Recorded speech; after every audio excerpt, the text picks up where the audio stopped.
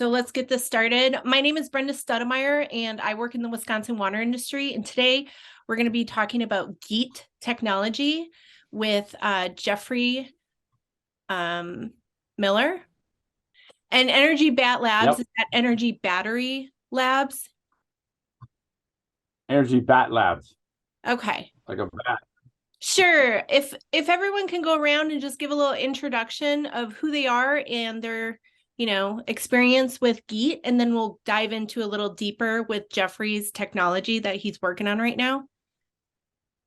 You want to start, Geoffrey? Okay. So I'm from Energy Bat Labs, located outside of Philadelphia.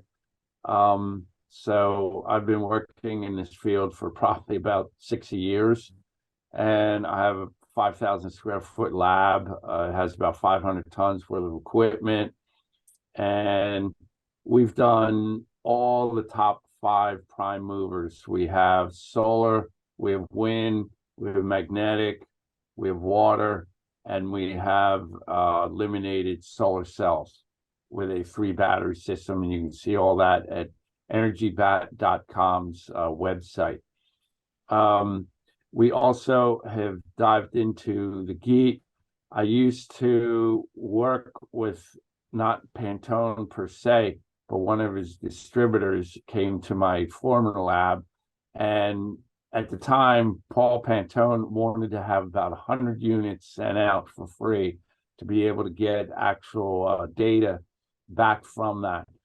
Once he sent 100 out, everybody took the free generators and never sent any of the data back. And so then I ended up being the 101, and they didn't have any generators left to send me. So I started building one at the time, and then I just left it for the time being. I've restarted it now. I have 3 GEET generators and everything. And we're going to be doing all the verifications and claims and everything like that Pantone did, but put it to the level that scientists can understand it and the layman can understand it. And then our ultimate goal is to be able to have kits that will be able to be retrofitted on any generator in the world and any gasoline mower in the world. We're going to skip the cars for right now, because the cars, we will have to deal with that with actual injection systems instead of carburetors the way he used to do it. So I'm going to introduce my friend Doug. I've worked with him for 12 years. He's literally been on, at the same time, I have close to 5 million photographs and probably 1 million videos that eventually I'm going to be putting up all live, but that's a 5-year project. So that's pretty much it for a short period. So Doug, go ahead. Yeah, just briefly. I worked in the telecommunications industry for 30 years.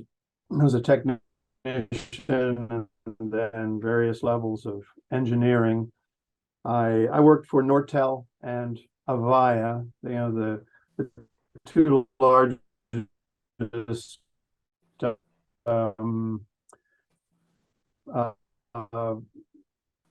business. So I ended up retiring a bit early after 30 years, primarily to take care of my aging parents. But that gave me a lot of time to start researching things that I had ignored for 40 some years. And with respect to GEET, I came across 1 or 2 early Paul Pantone videos a few years back, and I was intrigued, but at that time I didn't know enough about plasma and plasma reactions to quite believe it. And anyway,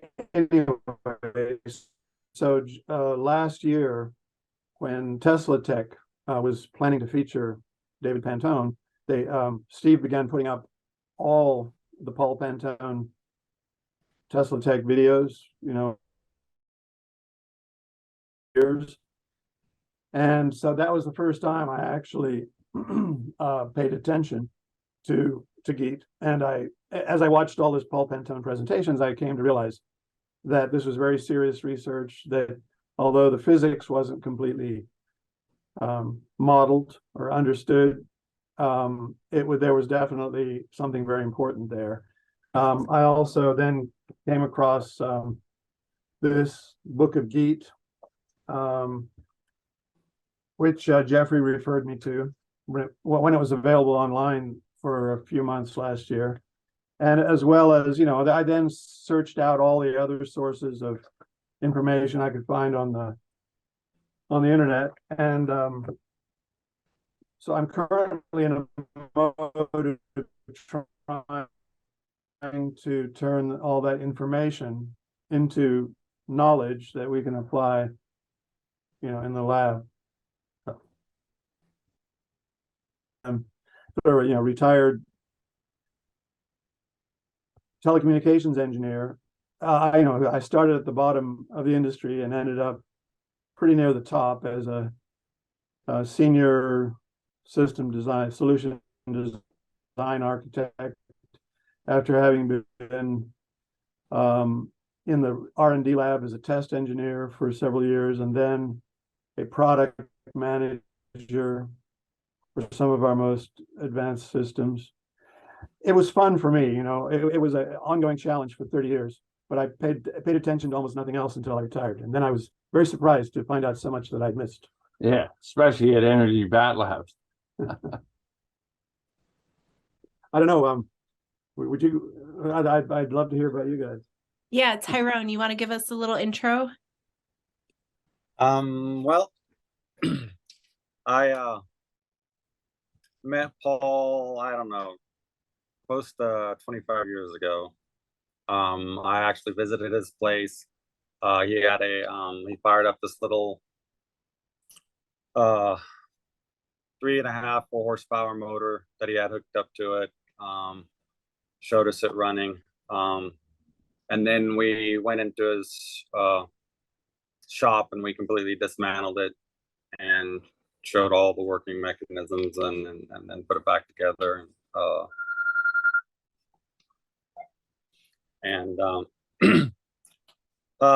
He had a great big huge, I don't know, like a 30K generator that he had hooked up. He never fired it up, but that was the project he was working on at the time.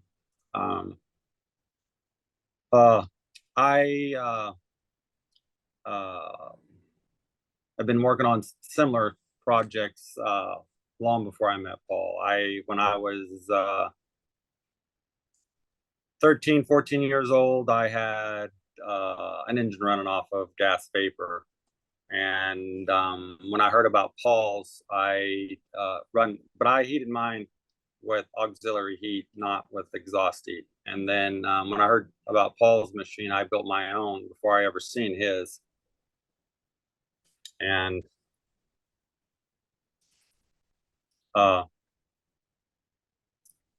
and I was surprised. My design, his design, they weren't that far. There wasn't a lot of difference. He designed his a little bit differently than mine. I used different sources of heat. When we were working on putting one on a vehicle, and we were using just water to heat the fuel, and that was doing okay, but not as good as the exhaust. And then I built just a prototype 3 horsepower motor where I used it with exhaust, but I made mine a little bit different. I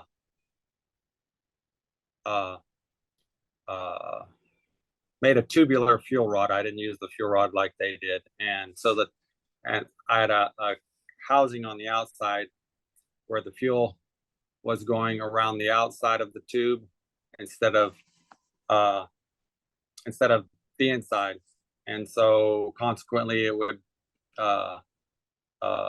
get a little bit hotter.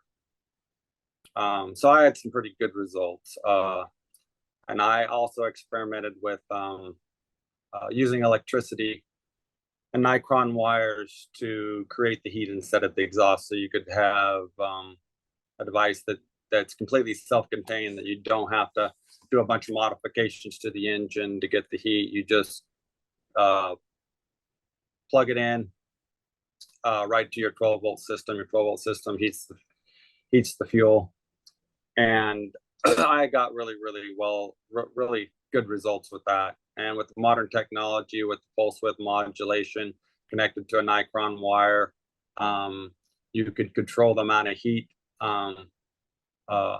with a rheostat or a foot pedal to increase or decrease the amount of gas that's produced. So in a lot of ways, that was made it so much more simpler to hook it up to a car or something like that. So it's a project I spent a lot of time on in my younger years, not so much now. I've moved on to other sources of energy production. Not that this isn't viable. I from all of my experiments and my research, I could say you could probably get a standard size car to get 100 miles to the gallon, I would say, using this technology or better. Yeah, so GEET stands for what? Global Environmental Energy Technology. Can somebody just explain that for somebody who might not know at all and may see this video for the first time?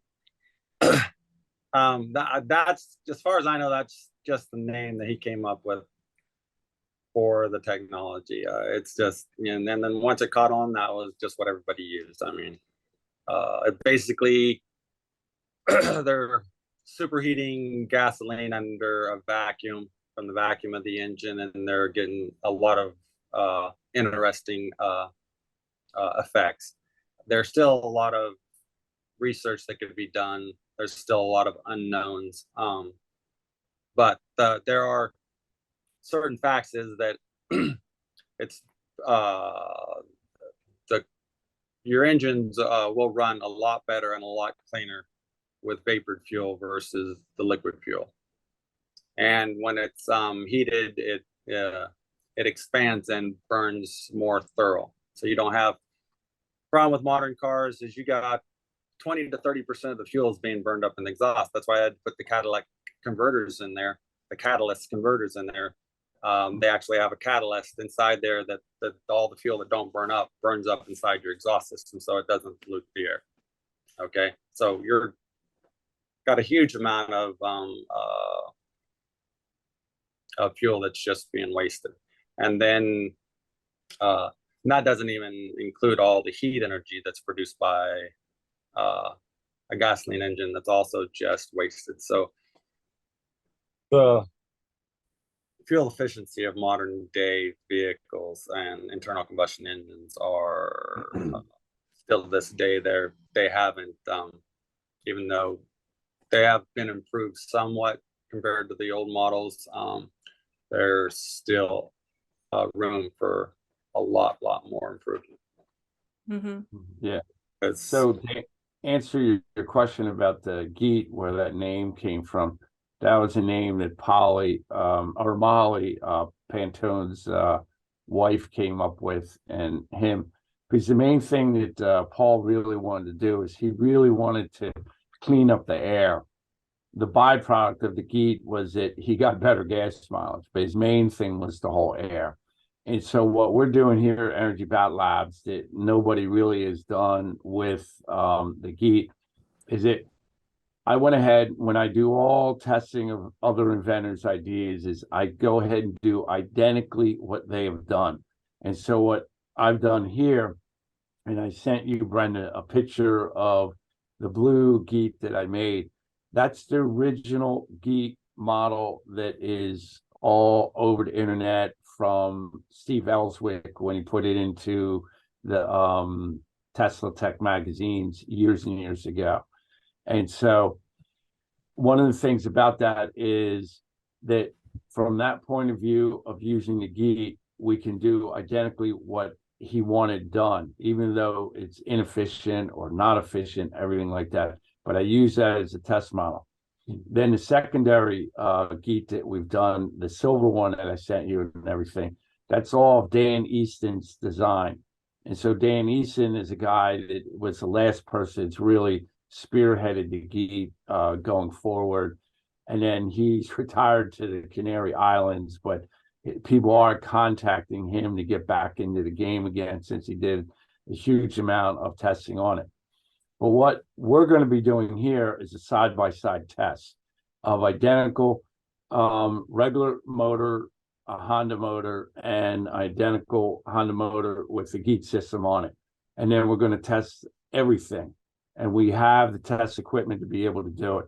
So we're going to get all the gas mixtures. We're going to analyze all those things. Then we're going to go and put them into a gas spectrometer and everything like that, and have all his test results. Because even though maybe Pantone, he went to all these places, they have all the reports, and they're not going to tell you any of these reports. Now, from a scientific point of view, we're interested on the science side.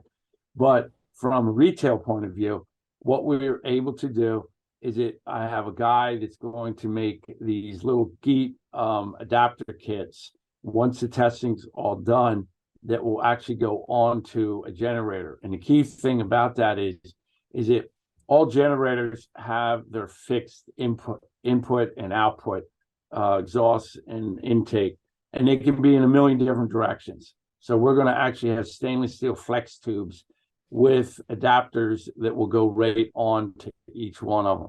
So then you can order the kit. The reason why we want to put it as a kit is then it takes the liability off of it in case the poor person blows himself up, doesn't know what he's doing, whatever like that. They'll sign a disclosure a disclaimer before they buy it and everything. But we want to have these things so that minimally we can get about 6, 7, 8 times the gas mileage. And then at that point, then we'll totally tell you how to run it on seawater and everything. Because the problem with running it on water is that even if you wanted to go ahead and do water, there's no way in a million years the municipal water plants are going to be able to keep up with filling your car with water. It'll never happen. So then the water will be more expensive than gasoline right now. And so the only thing that is free is A, rainwater, and B, seawater. And once we go ahead and show people how to do that, then they'll be able to, do that. So that's ultimately, I have people in the background that are going to be supporting this project and everything. So that's where we're at that point. But you've never seen, and I have the original tapes from Steve Ellswick in the lab here that are all Pantone tapes and everything like that. And one of the big things is that they've never run a side-by-side test in the open public to show that here, identical engines, boom, here we go. We're going to go ahead and do that. And because then people just want at the end product is all they care about, to be really honest, is more how far they can get along with their gasoline. And then if it's a byproduct to clean up the air, that's kind of good too, So that's where we're at with the GEET thing. And then I'm sure that Doug has a few questions for your friend here. Well, just to add to what both of you said, I'm sure you're probably aware that just recently one of the groups that has done the most work on sort of summarizing various low energy nuclear reaction technologies. Do either of you know Bob Grenier? Bob Grenier, he has a YouTube channel and a Substack. His YouTube channel, which I would highly recommend, is called the Martin Fleischmann Memorial Project. And he has a Substack. Oh shoot, I should anyway. That's related to it. Basically, he has been following work by a lot of researchers into plasma technologies related to low energy nuclear reactions. And just recently, probably in the last 6 to 8 months, he realized that Paul Pantone's GEET reactor is a different type, but a very potentially valuable type for basic research as well as for various industrial applications. So he's really, Bob Grenier is really focused on bringing together as much information as possible, and he's made a really good start. So he's kind of new, as I am really, to learning about GEET, but he's really making rapid progress, and his whole approach is to look for commonalities between the GEET plasma reaction and various other sorts of plasma reactions, whether and what they have in common. For instance, electrically charging and then heating and spinning, vortexing a stream of electrically charged particles into a vacuum that's being progressively heated. Well, that produces a plasma state, and in that plasma state, it becomes self-confining, and various fields start to induce each other and build up, and this definitely produces nuclear reactions, but not necessarily with dangerous high-speed gamma rays or neutrons, all that's possible, but low energy nuclear reactions, so that literally you can put in all kinds of atoms if you can gasify them and give them an initial electric charge and then vortex them into the GEET reaction chamber, which is progressively heated as you go into a progressive vacuum. That's what initiates the plasma state. That you should be able to break all sorts of toxic substances, including heavy metals that are just inherently toxic, not necessarily just, there are of course toxic compounds, carbon compounds that are just carbon and a few other things that due to their molecular structure are highly toxic, but there's a whole other class of toxins that are just inherently toxic materials in the atomic form. And then of course there's radioactive waste. So in principle, the GEET plasma reaction could possibly, and research and development would have to determine this, be scaled up in such a way that it could safely dispose of all kinds of waste and literally turn it into whatever it starts at, whatever toxic atom or radioactive isotope it starts out as, it ends up as harmless, carbon and oxygen, or actually not even carbon, oxygen, nitrogen, and the most common. It turns out that nature, in a plasmatic state, tends to make first the elements that are most common on Earth, which is oxygen and nitrogen and so on. For reasons that are not entirely clear yet, if you break matter down into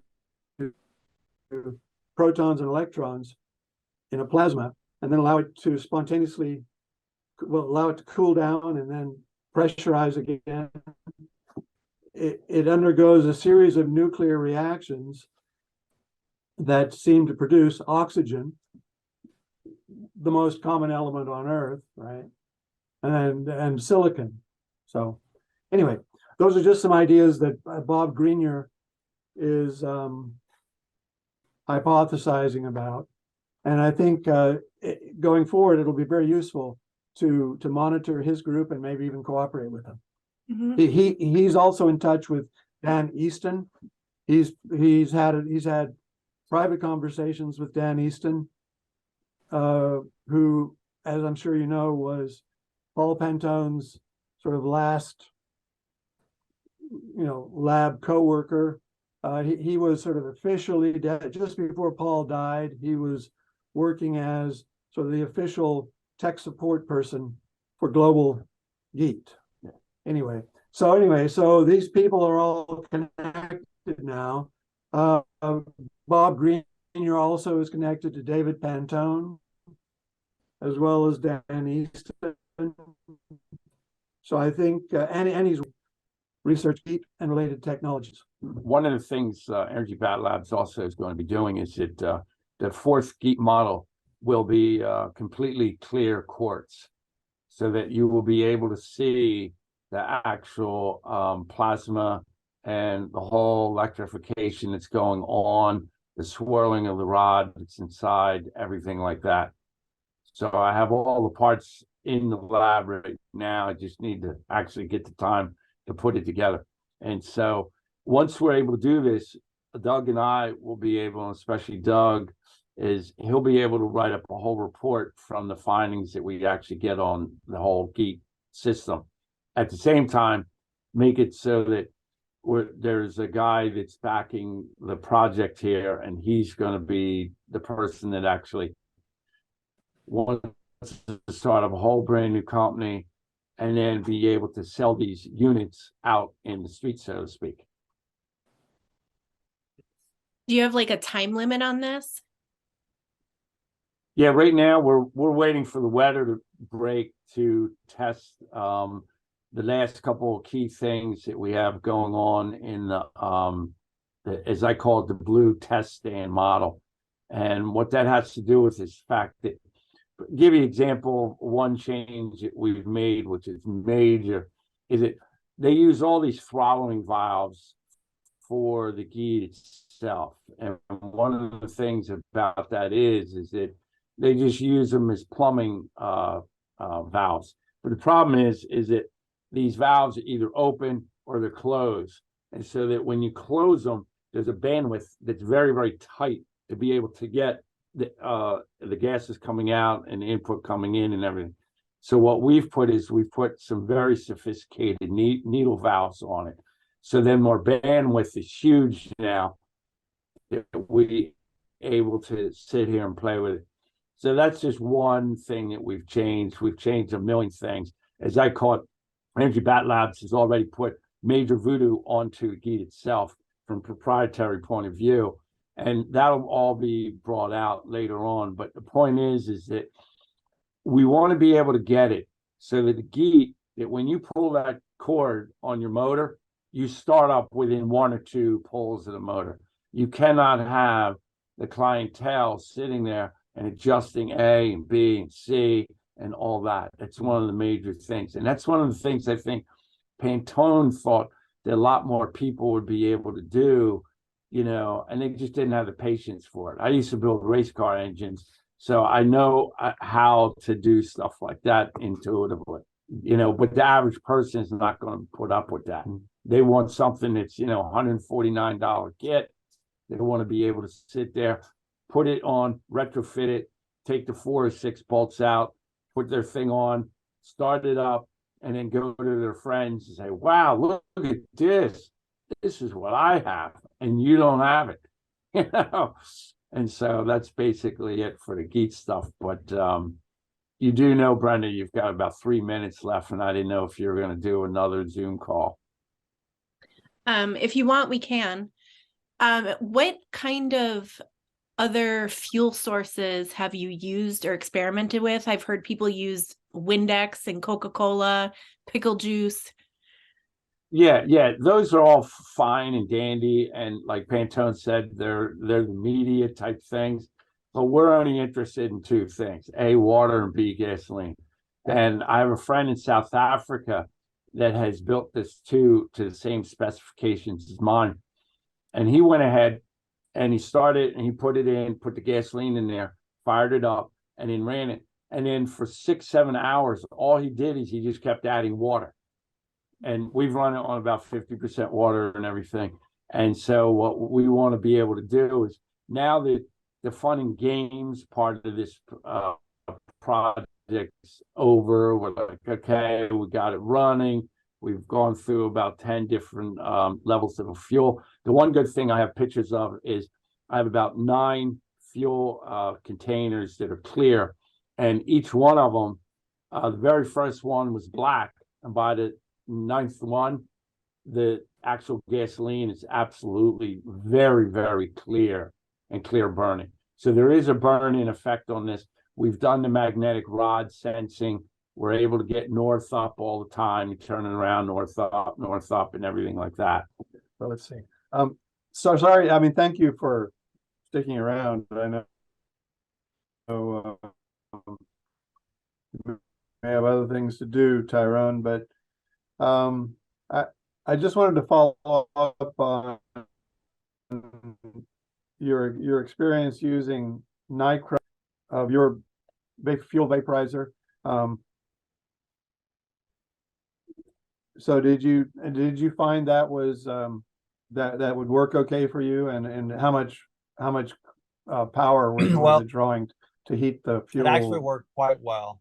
I tried back 25 years ago when I first met Paul. I tried the Nicron wire and it worked good, but I didn't have any way to regulate it very well.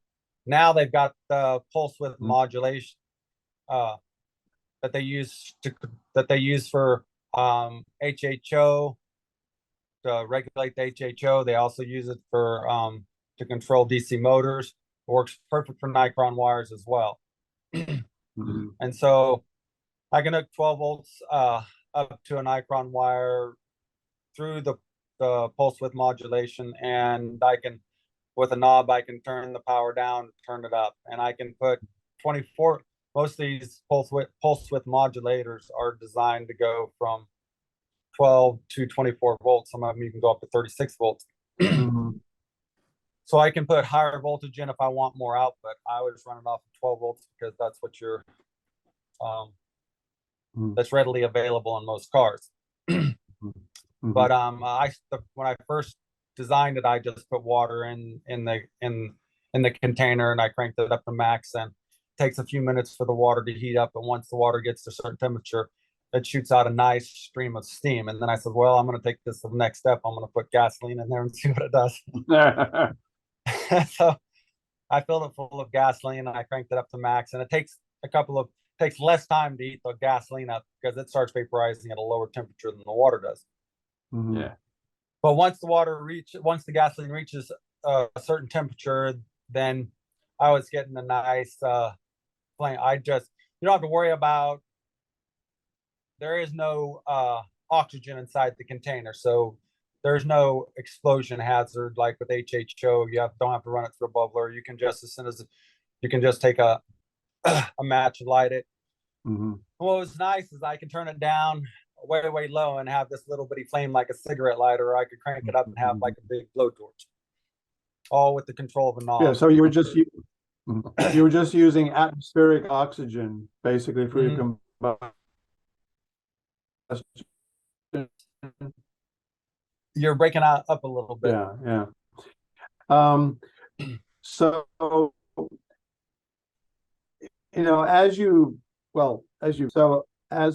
as you probably, one of the conditions that optimizes the GEET plasma reaction is a heat gradient. So and he found through experimentation, which is reported in this book, that it's really important to get the heat gradient right. Like you don't, like even a hot spot seems to interfere with the natural progression of the plasma reaction. So of course, hot exhaust gas, when you run it down the outside in one direction with cold vaporized fuel in the other direction, you get a heat gradient.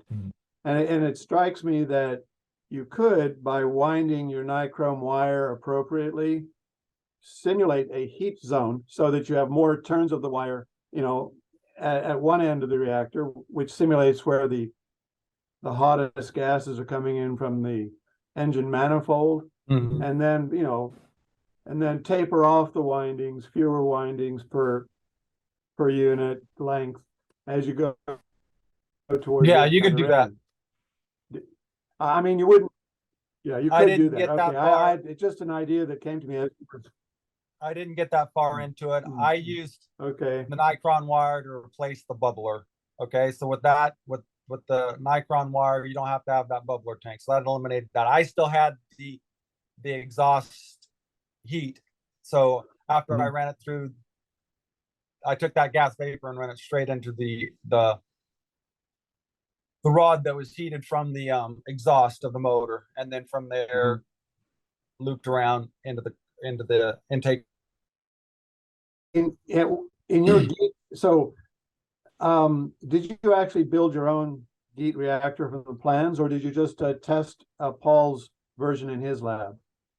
Or... Well, the first one I built on my own. I heard about his, and so I decided I was going to build my own, and I had no idea how he built his. Okay.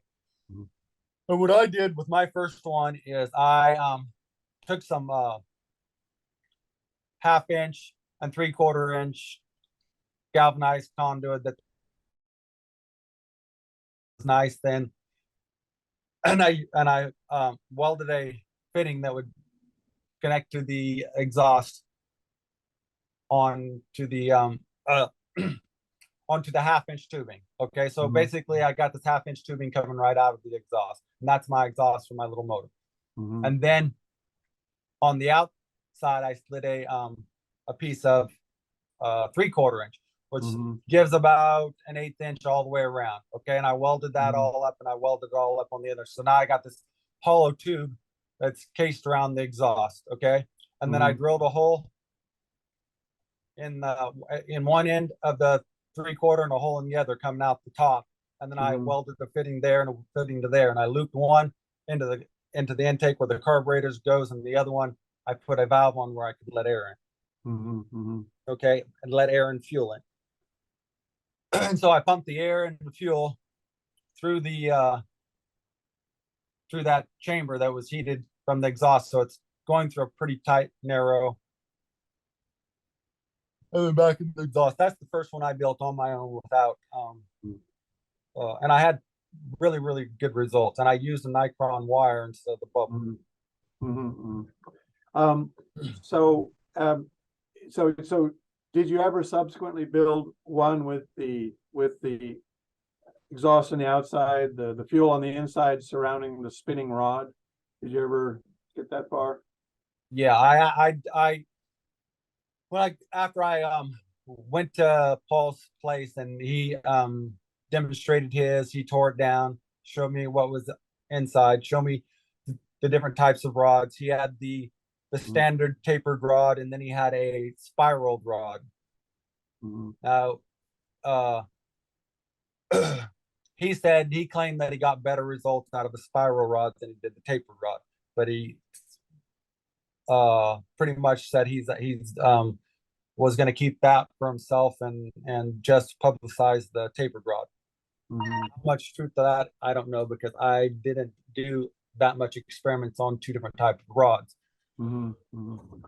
I was curious if in his lab when you were there, did he point to the stovepipe or the gas, the upright gas burner version? You see this book, if you looked at Just a second, I'm online. I'll talk to you in a minute. Somebody's banging on my door. Sorry. Talking about Go ahead.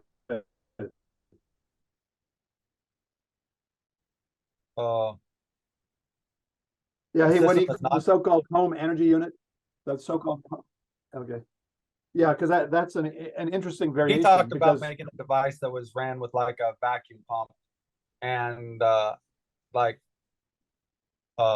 design that was just designed for like heating a house or something, not necessarily to run an engine. Yeah, right. And another version of that was built by I don't know, an engineer or a physicist in France who built a version a little different from Paul's design for a home heating version. This guy in France just basically put a torch pointing at the reactor and started it on some flammable, hydrocarbon fuel. But then once it began producing GEET gas, he actually was burning GEET gas in just a simple torch which you could adjust the angle until he was hitting the reactor on one side with this GEET gas torch. He had a vacuum pump or an air pump, and basically he was just he was using the air pump instead of the vacuum from the engine, from the internal combustion engine, and he was using just a GEET gas burning in a torch to heat the reactor. And apparently, because his purpose was to produce GEET gas to do spectrographic analysis, to see, you know, what atoms and isotopes were going in and what was coming out. And Right. so I think there are different ways to build it, but they all in common have creating a low pressure area that is also hotter, and then taking vaporized fuel that's already starting to vortex and probably already has an electric charge, you know, due to the friction of the vortexing. So you bring that vaporized, electrified, spinning vapor into the cool end of the reaction rod, and then as it moves into that space, it's becoming hotter and hotter, but also lower and lower pressure, meaning, you know, farther apart molecules or ions, and all of which enhances the transition to from a slightly electrified aerosol that's vortexing. At some point, it starts to pull apart into a plasma, until at the hot end, it's a pure plasma of very small atomic elements, whether that's all broken down to protons and electrons or something else. And I think it's also not an all or nothing thing operation.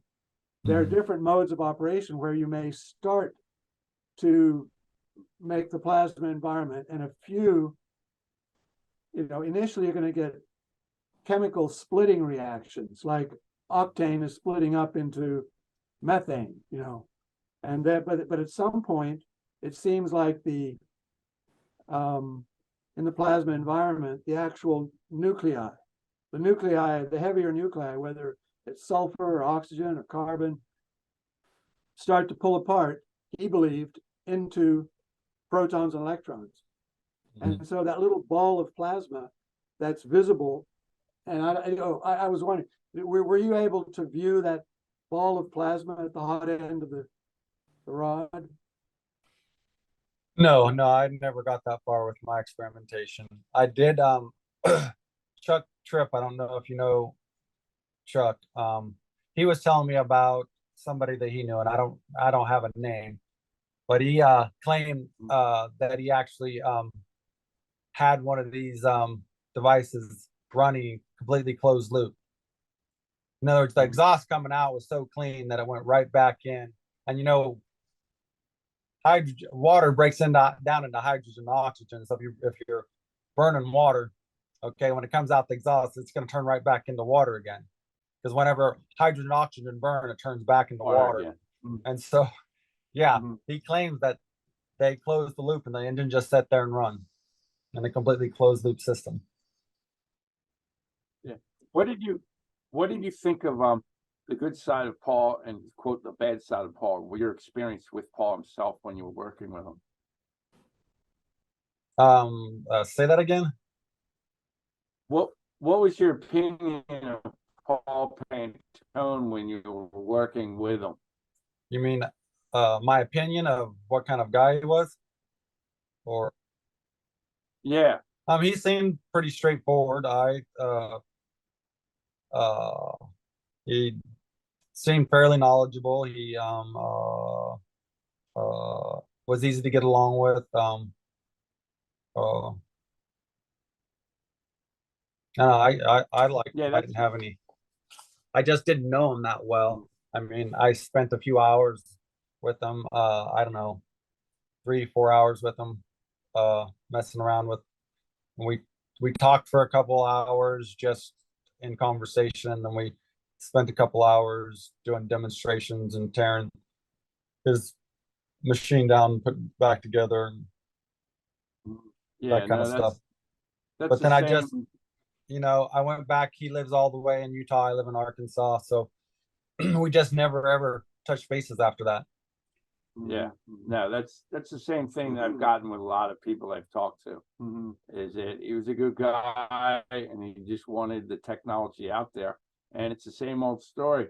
My lab at Energy Bat Lab is filled with about 15 of other people's ideas that I have perfected, that I have proven that their ideas have worked. And I'm almost like a custodian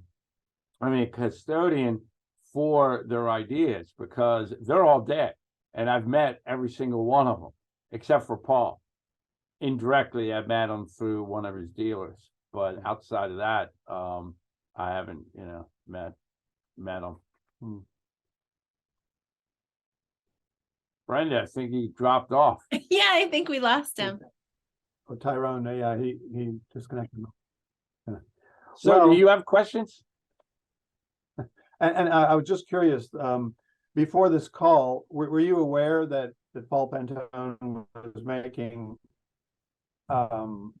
claims based on measurements that he reported were done in labs using advanced gas chromatography? He was making claims about low energy nuclear reactions, like that carbon, whether hydrocarbons, chains, or carbon monoxide or carbon dioxide, was being practically eliminated from the gas stream and exhaust, and that oxygen was going up to environmental levels. In other words, 20% oxygen coming out of the exhaust of an internal combustion engine.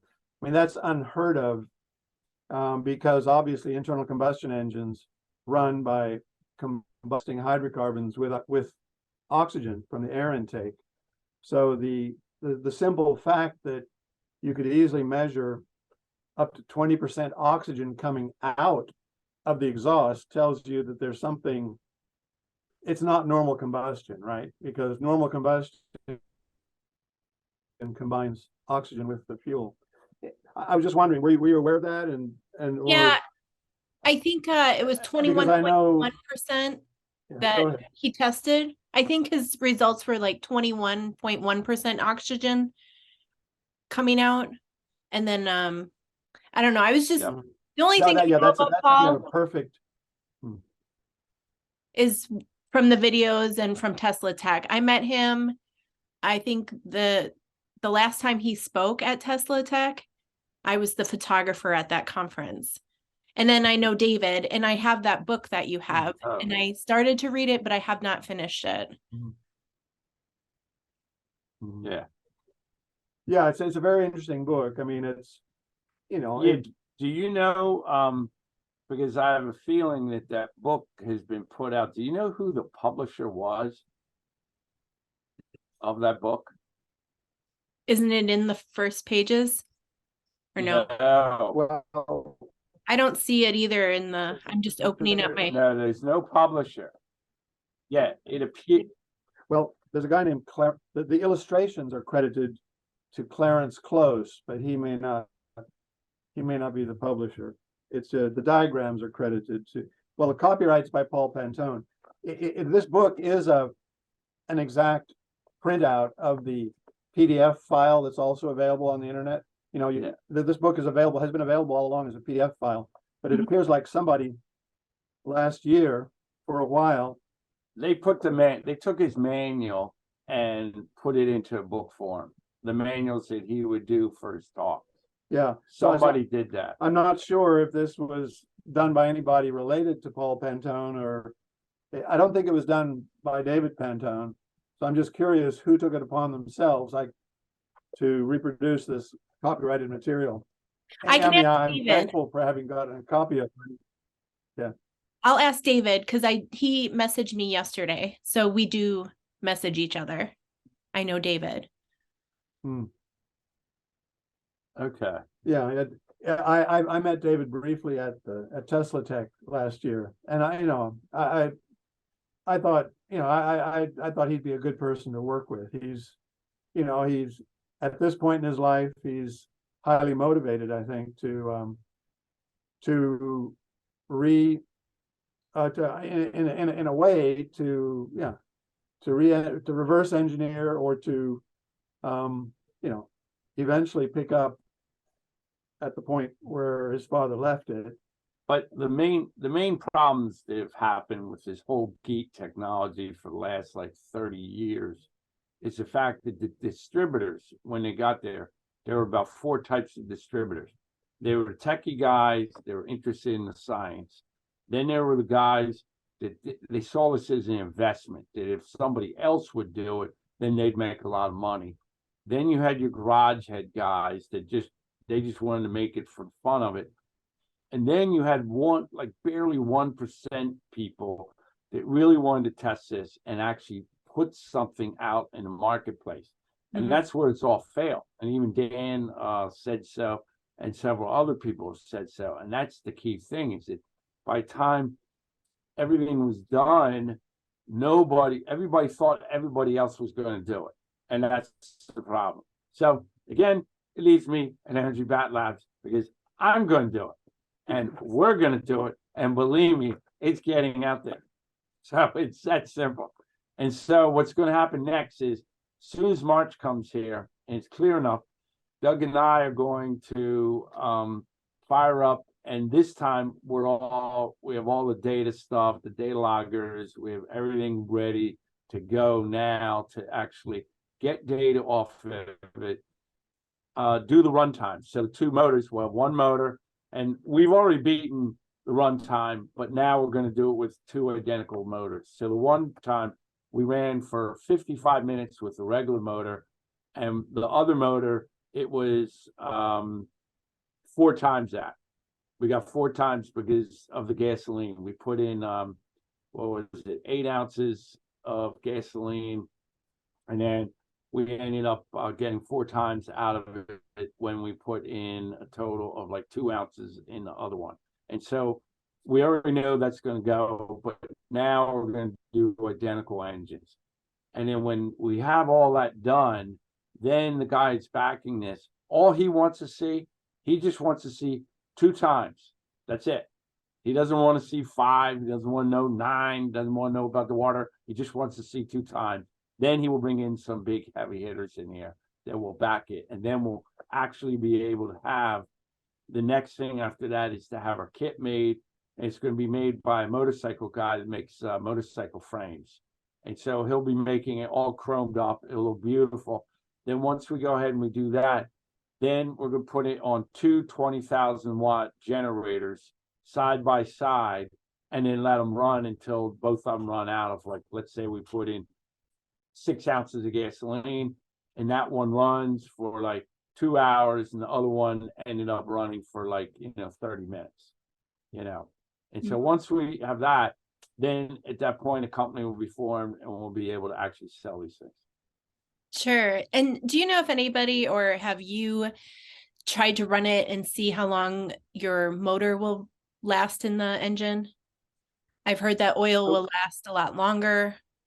Oh yeah, because the main reason why is because one of the things is I don't know if you've gotten that far in a book, but when you see a piston, it's like this. A normal piston will have a whole bunch of millions of firing points. But Paul Pantone put a clear block head on an engine, and you saw all these firings. With the GEET, it's perfectly dead center, and so the piston goes up and down with no movement left to right, left to right, left to right. Yeah. I mean, we haven't had the number of hours yet, to accumulate that, but yeah, I mean, so 2 things will reduce your engine wear, and one is lower temperature. Yeah, it operates at a lower temperature because, well, there's various hypotheses about that, but we verified the temperatures. You can touch the muffler, everything like this. That's another thing. One other added thing that we're doing is we're making it, because I don't like sound, so we're going to have the muffler soundproof, so that when we turn our motors on, I don't want to hear them. That's going to be really, really nice. Well, yeah, I mean, people who have gotten as far as running it completely closed loop Yeah. have reported two benefits. It improves fuel mileage, assuming that you're fueling it with gasoline or diesel or whatever.